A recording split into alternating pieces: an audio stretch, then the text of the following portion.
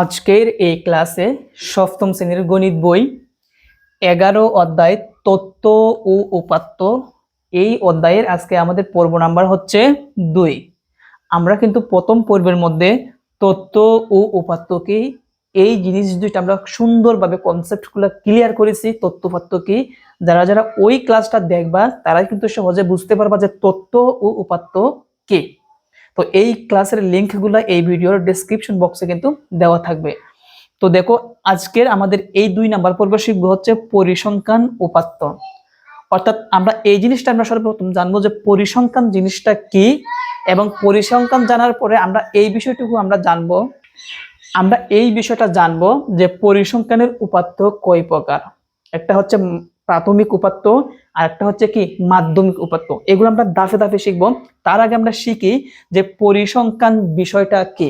তো পরিসংখ্যান বিষয়টা জানার আগে আমাকে এইটা আগে জানতে হবে, আমরা যে প্রথম ক্লাসের মধ্যে আলোচনা করেছিলাম তত্ত্ব ও উপাত্ত কি।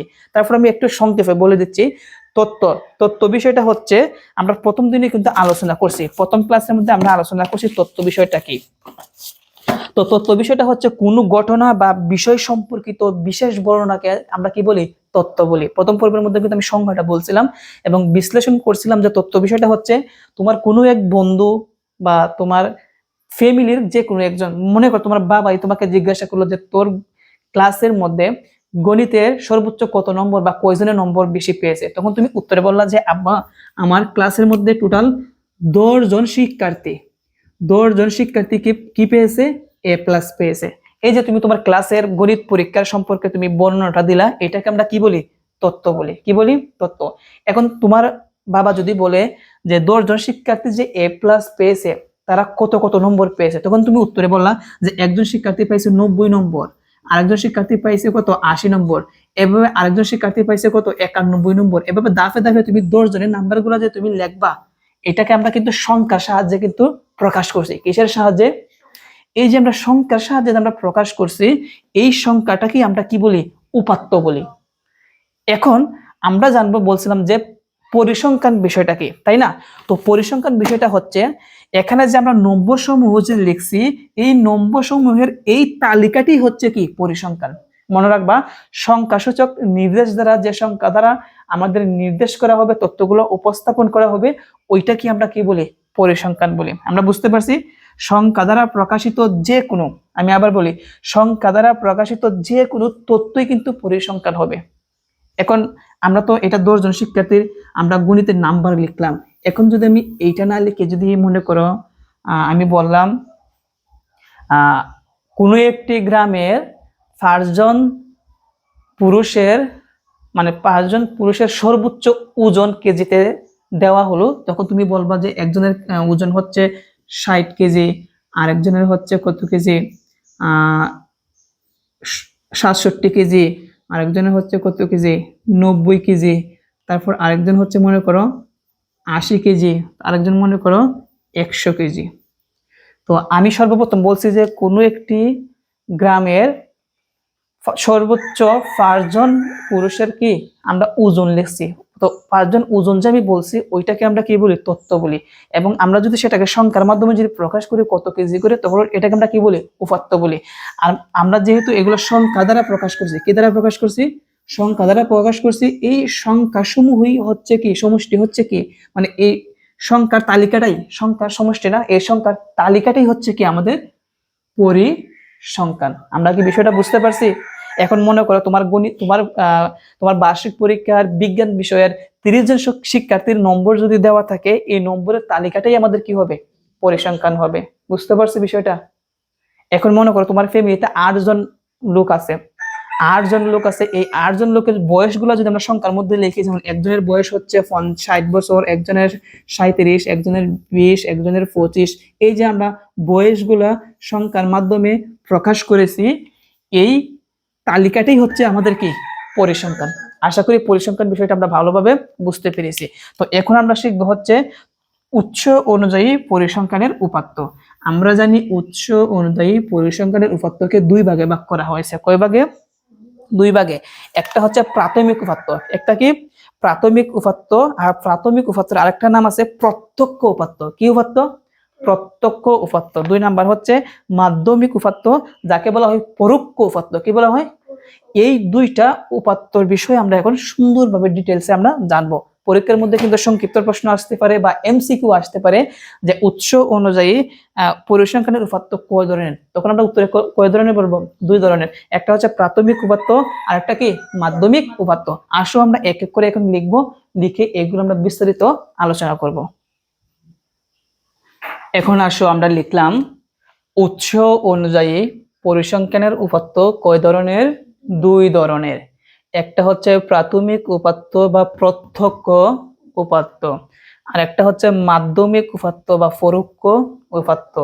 আমি একদম সিম্পল ভাষায় সংক্ষেপে একদম সহজে আমি এই দুইটার তুলনা বা পার্থক্য বা এটার মানে কি আমি বলে দিব। তারপর তোমাদের ষষ্ঠ শ্রেণীর যে গণিত সপ্তম শ্রেণীর যে গণিত বইটা আছে 163 পৃষ্ঠার মধ্যে যাবা, এখানে কিন্তু 1 নম্বরের প্রাথমিক উপাত্ত সম্পর্কে ধারণা দেওয়া আছে, মাধ্যমিক উপাত্ত সম্পর্কে কি দেওয়া আছে?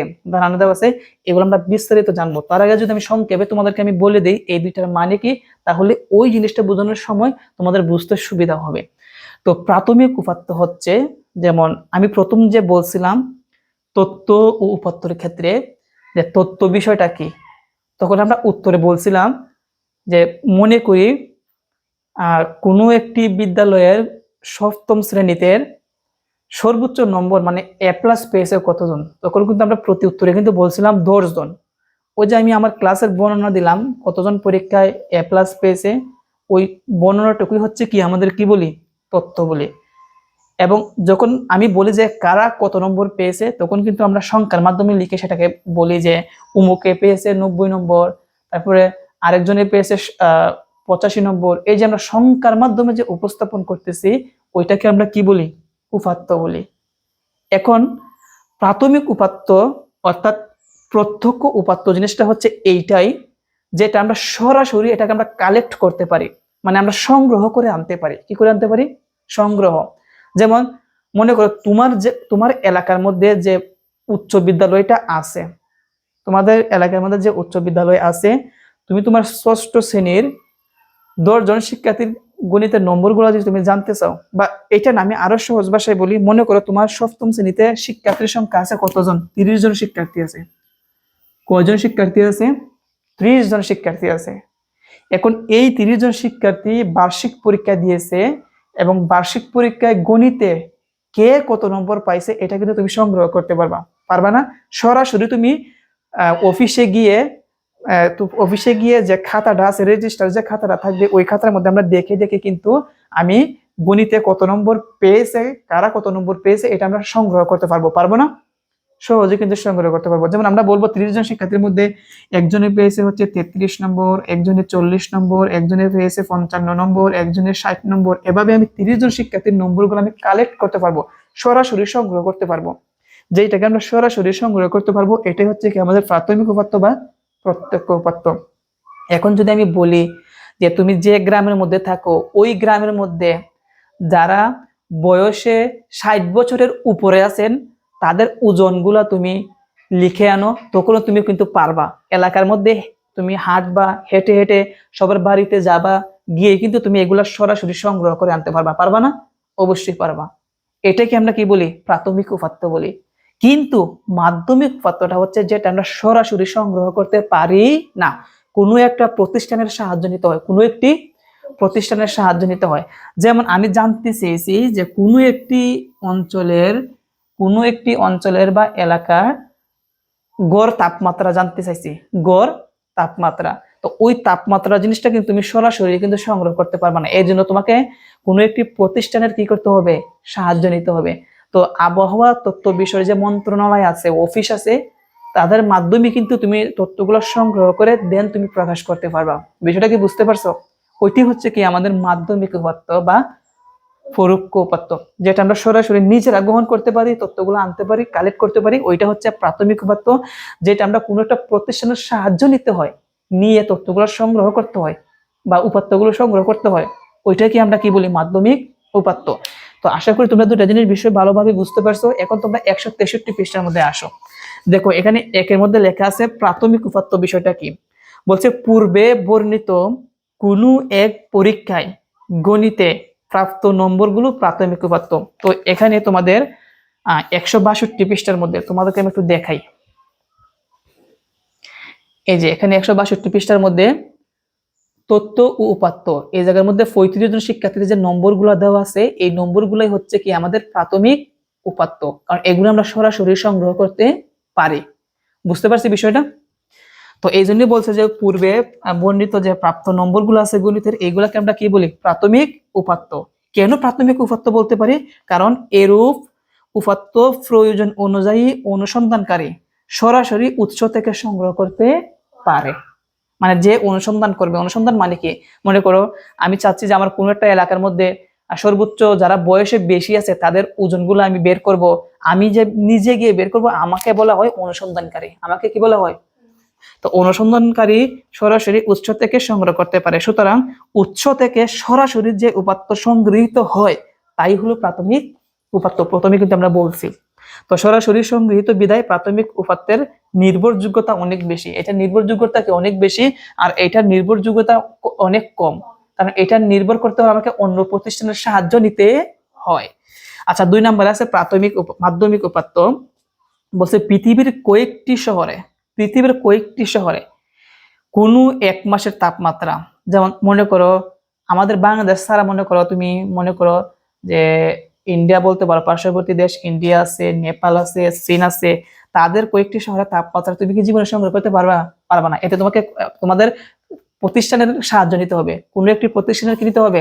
সাহায্য নিয়েই কিন্তু এগুলা আমাদের সংগ্রহ করতে হবে। এটাই কিন্তু বিষয়টা বুঝলেই কিন্তু তোমরা বুঝতে পারবা যে প্রাথমিক আর মাধ্যমিক উপাত্তগুলো কি।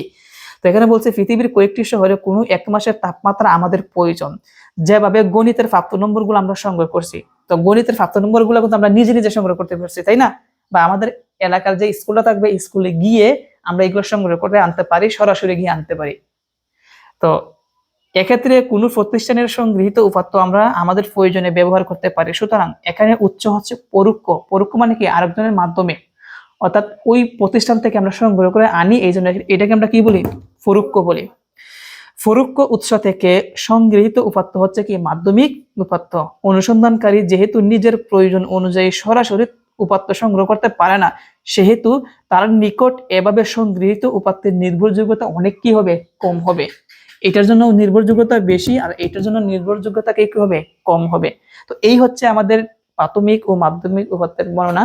এখন যদি পরীক্ষার মধ্যে সংক্ষিপ্ত প্রশ্নের মধ্যে আসে যে উৎস অনুযায়ী পরিসংখ্যান উপাত্ত কয় ধরনের ও কি কি ব্যাখ্যা দাও, তখন তোমরা বলবা কি? 2 ধরনের।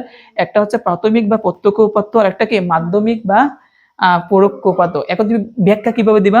যে প্রাথমিক উপাত্তগুলো হচ্ছে অনুসন্ধানকারীরা সরাসরি উৎস থেকে তথ্যগুলা কি করতে পারে? সংগ্রহ করতে পারে, এবং এটার নির্ভরযোগ্যতা অনেক কি?